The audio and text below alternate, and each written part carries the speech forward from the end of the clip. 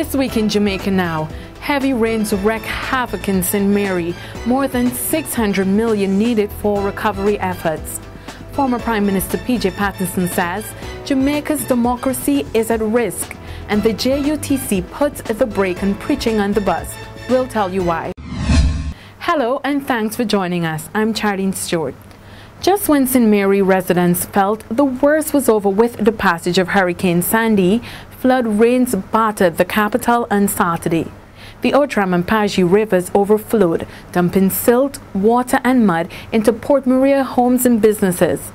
For some, almost everything was ruined. It's reported that the rain started just after 3 o'clock in the afternoon. Residents say the flooding was caused in part because the authorities had failed to clean the drains. But the director of the Office of Disaster Preparedness and Emergency Management, Ronald Jackson, says a big part of the issue is that Port Maria is below sea level and is also located on the flat plains between two rivers. The State Minister for Transport and Works, Richard Azan, says the experts have put the damage at $620 million. The JUTC has directed that individuals can no longer preach on its buses. The company's managing director, Rear Admiral Hardley Lowen, says he's asked drivers to politely tell preachers this practice is no longer allowed. He says the decision was arrived at following complaints from some commuters. But at least one lay preacher, Robert Lawson, is vowing to fight this decision. He argues that JUTC is infringing on his constitutional right to freedom of speech and freedom of religion. We took to the streets to gauge the reaction of the public to the decision of the JUTC. Nothing at all is wrong with the preaching, but we have children and other persons on the bus making noise. You don't want to hear somebody there screaming out something about Jesus at the same time. I don't really think it's necessary to ban them per se, but I think I understand where the thought might come from in terms of people being annoyed. Sometimes you're on the bus, you're really tired, people just want a break and then they get bombarded by persons, but I don't really think it's necessary to ban preaching on buses. The preaching not trouble me. Then how when them a play the radio up on the bus. Not so nice. People don't go to church, so when the preacher go on the bus, it's good for them. Casino gambling is closer to becoming a reality in Jamaica. The Senate has passed regulations that would allow entities to apply for license, which will allow for casino gaming at resorts.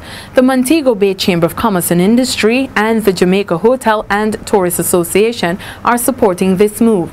So too is the former tourism minister, now a deacon at the St. Mary's Catholic Church in Cambridge, St. James, Francis Tulloch.